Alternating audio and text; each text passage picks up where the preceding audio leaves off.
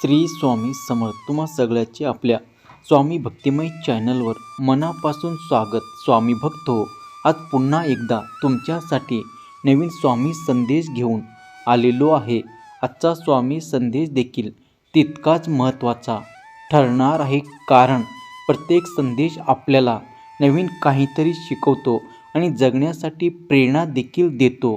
कारण हे आयुष्य म्हटलं तर सुख आणि दुःखाने भरलेलं, पण बऱ्याचदा आपण सुखाकडे फार कमी वेळ पाहतो आणि दुःखाला मात्र कुरवाळत बसतो, आणि म्हणून आपल्याला हे आयुष्य फक्त आणि फक्त दुःखच देत असतं। वेदना आपल्या पदरी पडत असतात, म्हणून दुःखातून बाहेर पडून सुखाचाही शोध घेता आलं पाहिजे। आणि ज्याला शोध घेता येतो त्याला खऱ्याच अर्थाने हे आयुष्य जगता येतं।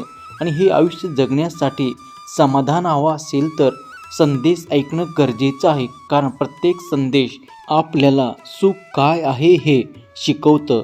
तर आजचा संदेश तुम्हाला ऐकायचा असेल तर शेवटपर्यंत हा व्हिडिओ आवर्जून बघा। तत्पूर्वी स्वामी भक्त हो, एक सांगावंसं वाटतं की स्वामी भक्त हो, संकटाचा शक्तीने उचलत नसेल तर भक्तीने उचलून बघा। आयुष्यात खचल्यासारखे वाटत असेल तर स्वामींना हाक मारून बघा।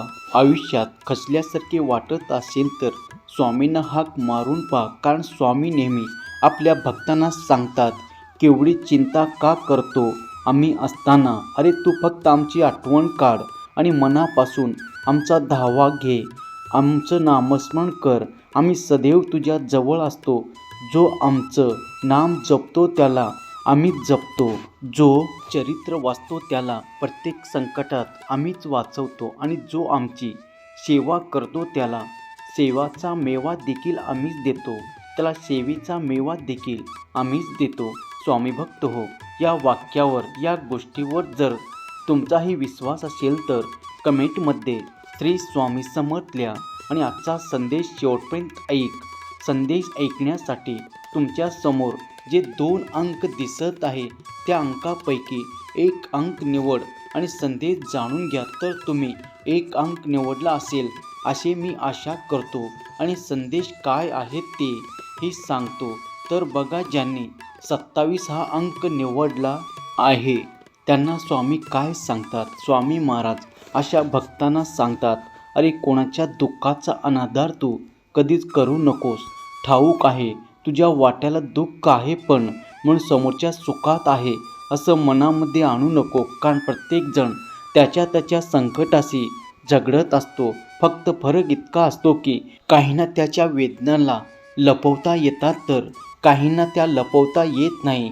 म्हणून या जगामध्ये प्रत्येकाला काही ना काही दुःख आहे, प्रत्येकाला काही ना काही संकट आहे असं मानून चल, म्हणजे तुला तुझं दुःख फार मोठा वाटणार नाही। अरे पिकलेल्या फळाला हे 3 गुणांवरून ओळखलं जातं। एक तर ते नरम असतं, दुसरं ते अतिशय गोड असतं, आणि तिसरं म्हणजे त्याचा रंग बदलतो। त्याचप्रमाणे परिपक्व माणसाची ओळखसुद्धा याच प्रकारच्या 3 गोष्टीवरून करावी। प्रथम त्या व्यक्तीमध्ये नम्रता असते, दुसरी गोष्ट म्हणजे त्या व्यक्तीच्या बोलण्यामध्ये गोडवा असतो, आणि तिसरी गोष्ट म्हणजे त्याच्या चेहऱ्यामध्ये बदल झालेला दिसतो।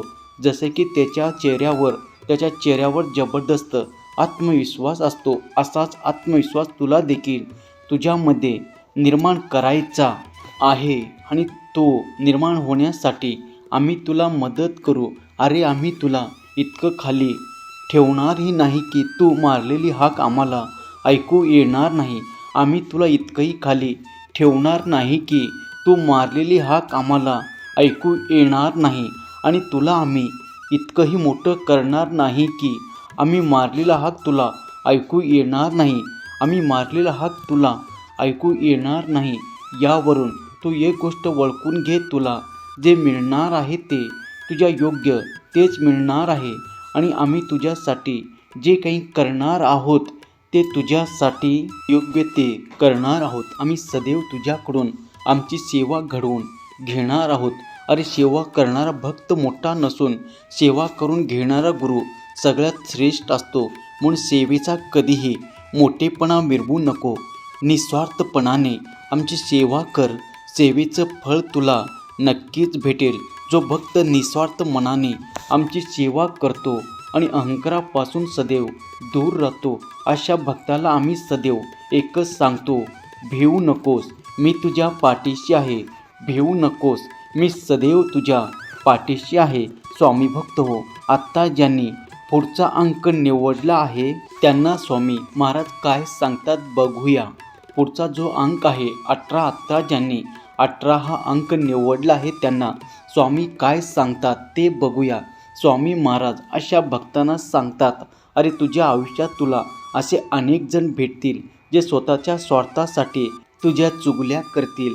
करायला ते मागे पुढे पाहणार नाही आणि नको नको ते अफवा देखील या समाजात तेच लोक उडवतील. पण तरीही त्या गोष्टींना तू स्वतःला त्रास करून घेऊ नकोस.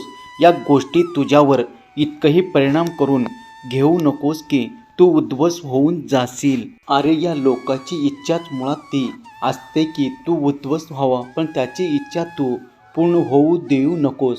अशा वाईट गोष्टी जर तुझ्या बाबतीत घडत असतील तरी तुझं मन तू शांत ठेव. तुझे पाऊल तू डगमगू देऊ नकोस. अरे आज ते जे काही करत आहे ते त्यांना उद्या परत मिळणार आहे, त्यांना फेडावंच लागणार आहे. म्हणून अशा लोकांच्या नादी लागण्यापेक्षा अशा लोकांपासून सावध राहा. 4 पावले लांब राहायला शिक. जीवनामध्ये येणारा प्रत्येक अडथळा हा तुझ्या आत्म्याची कसोटी पाहत असतो.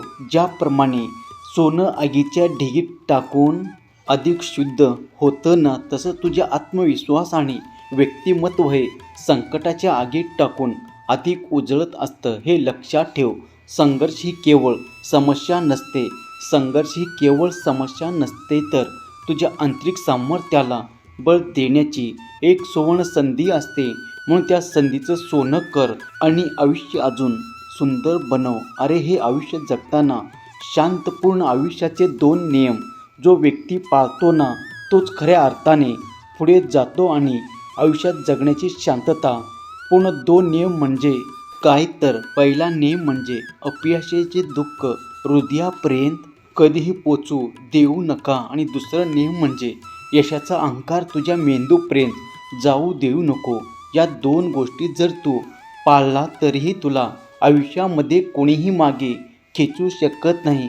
अरे एकदा की दुःख तुझ्या हृदयापर्यंत जाऊन बसला ना, तिथे परत बाहेर पडत नाही. आणि मग हे दुःख आतून तुला पोखरत जातो आणि एक दिवस तू पूर्णपणे संपून जातो. म्हणून तुझ्या हृदयापर्यंत दुःखाची चटके पोचू देऊ नको. या उलट अहंकार जेव्हा व्यक्तीच्या मेंदूपर्यंत जातो ना, तेव्हा अहंकार मेंदूमध्ये घर बनवतो आणि शेवटी त्या माणसाला संपुष्टात आणतो. म्हणून अहंकाराला कधीही साथ त्याला स्पर्श देखील करू देऊ नका.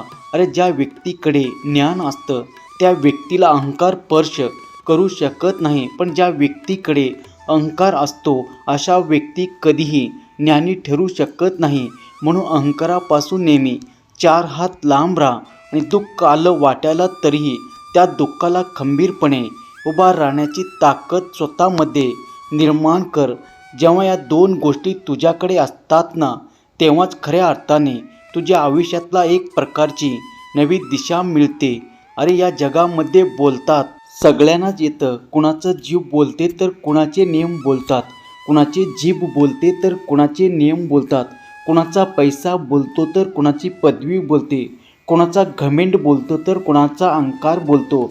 पण जेव्हा अंतिम वेळ येते ना, फक्त प्रत्येक कर्म बोलतात. आणि जेव्हा मात्र कर्म बोलू लागतात तेव्हा सगळ्याची वाचा बंद होते. तेव्हा सगळ्याची वाचा बंद होते. म्हणून तुझे कर्म शुद्ध ठेव. ज्याचे कर्म शुद्ध असतात ना, त्याला कुणाचीही भीती नसते. त्याचा कोणीही काही बिघडू शकत नाही. म्हणून स्वतःचे कर्म इतके प्रामाणिक ठेव, शुद्ध ठेव की भगवंताला देखील तुझी मदत करावी लागेल. जेव्हा एखाद्या व्यक्तीचे कर्म शुद्ध असतात तेव्हा त्या व्यक्तीसोबत भगवंत वास करत असतो.